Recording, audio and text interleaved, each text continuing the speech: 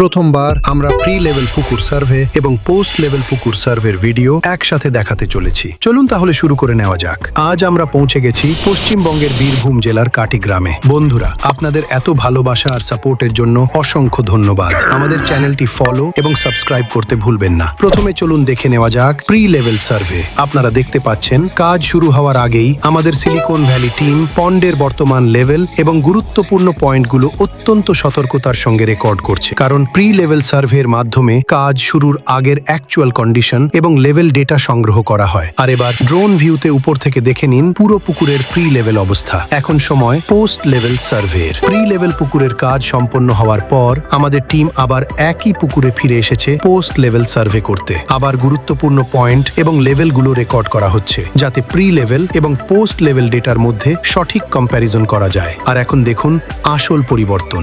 একই পন্ড, একই এরিয়া, কিন্তু এবার পোস্ট লেভেল কন্ডিশন। চলুন ড্রোনটিকে আরেকটু উপরে তুলে প্রি লেভেল এবং পোস্ট লেভেলের এই পরিবর্তনটা আরো ভালোভাবে দেখে নেওয়া যাক।